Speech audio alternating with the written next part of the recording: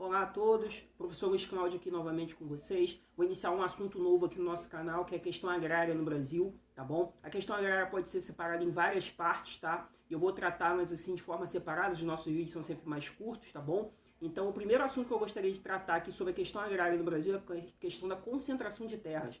Essa concentração de terras ela é muito importante porque a maior parte das pessoas que trabalham no campo não tem acesso à terra. Ou seja, a terra é muito concentrada. Mas qual foi a origem histórica disso? O que gerou essa concentração de terras? Porque nós temos poucas pessoas dominando tantas terras. Porque nós temos poucas pessoas que acabam controlando todas as grandes fazendas. Isso tem algumas causas históricas. E eu vou tentar tratá-las aqui nesse vídeo aqui com vocês, tá bom? Para que a gente possa ficar atento a essa questão, porque isso cai muito em vestibular. Quando fala de geografia agrária e falar sobre terras, sempre tem que estar atento a essa questão da concentração de terra, porque é um assunto que acaba caindo bastante, tá bom?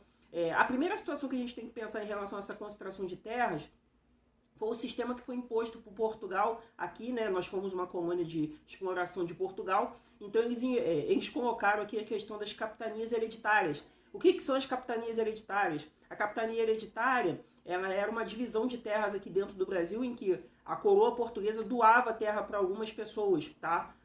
Os capitães hereditários, né? Esses caras, eles eram donos, né, de um pedaço grande de terra, tá bom? E dentro desse pedaço de terra eles faziam o que eles quisessem, tá? Sendo que a coroa portuguesa indicava algumas situações que eles deveriam fazer dentro dessas terras. Escravizar indígenas, explorar os minerais e os recursos que estivessem dentro desse território, dinamizar a economia dentro do território. Ou seja, as capitanias hereditárias, elas serviam como um elo entre quem estava ocupando o Brasil e a coroa portuguesa que estava lá em Portugal. Ou seja, ela deveria gerar riqueza para a coroa portuguesa, tá? Dentro dessas capitanias hereditárias, nós podemos dizer que nós tivemos o primeiro sistema de posseiros, né, de posse de terra. Por quê? Os capitães hereditários eles tinham que fazer aquela terra produzir, mas muitos deles não queriam utilizar aquela terra.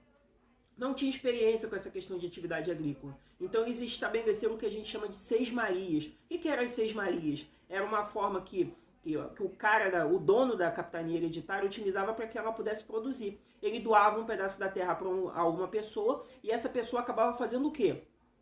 Essa pessoa utilizava aquele território ali para produzir algum item agrícola e acaba pagando, né, uma parte daquele processo ali para o dono da capitania hereditária.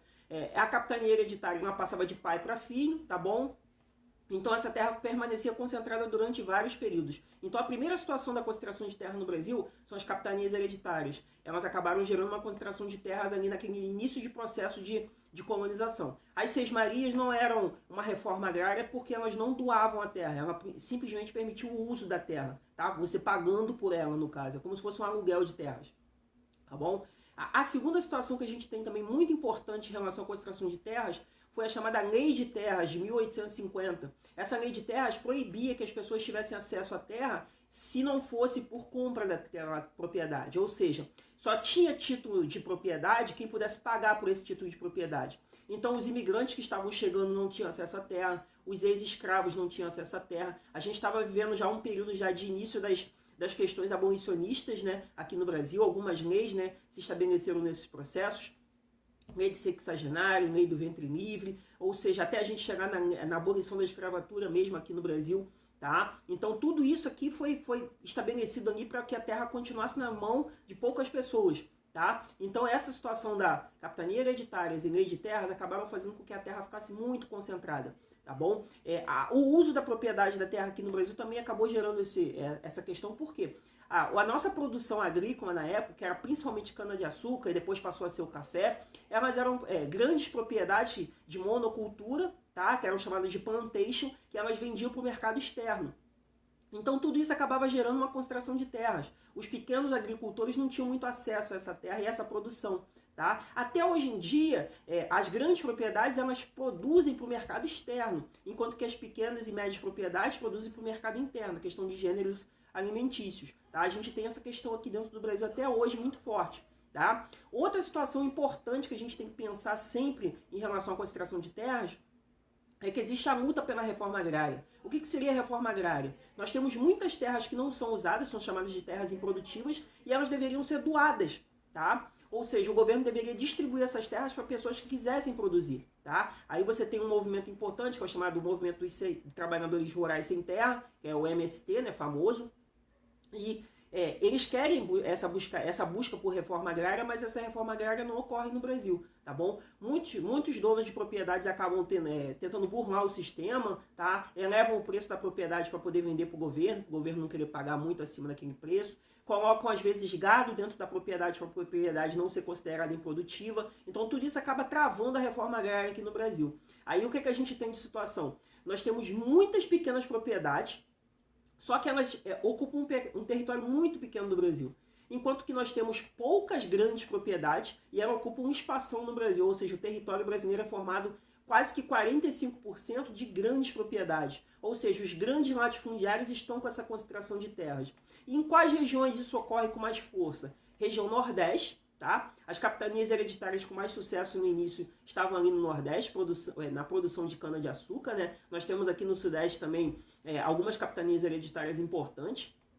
Então, as capitanias hereditárias que já tiveram essa questão da produção do açúcar, depois passaram para a produção do café, elas tiveram uma concentração de terras maior, tá bom? Então, no Nordeste a gente tem a maior concentração de terras, assim, em relação às propriedades grandes, né, os grandes latifúndios, e nós temos o Centro-Oeste também. O Centro-Oeste atualmente é a área do agronegócio no Brasil. Mato Grosso do Sul, Goiás, são as grandes áreas de produção agrícola, produção de soja, né, que é para o mercado externo. Então nós temos ali uma grande concentração de terras, tá bom? Essas são as nossas maiores concentrações. Por que no Sudeste a gente não tem grandes concentrações de terra? Porque a atividade agrícola não é principal aqui para o Sudeste, tá bom? Nós já tivemos a atividade industrial como principal aqui no Sudeste. Atualmente nós temos atividade do setor terciário. E nós temos uma grande urbanização, ou seja, as propriedades são muito pequenas aqui no Sudeste. Então não existe essa grande concentração de terras. Existem pessoas sem terra e sem teto aqui no Sudeste. Mas concentração de terras mesmo nós temos em grande quantidade no Nordeste, no Centro-Oeste e no Sul do Brasil nós temos uma concentração também de pequenas e médias propriedades. Por quê? Ali você tem uma colonização diferenciada em relação ao Brasil, tá? E ali nós temos a nossa produção de alimentos em maior quantidade. Então isso é feito nas pequenas e médias propriedades. Então sempre tenha em mente isso. Concentração de terras no Brasil, capitanias hereditárias, lei de terras, tá? E as grandes monoculturas, né? Ou as grandes plantations escravocratas que existiam no Brasil. Isso acabou gerando uma grande concentração.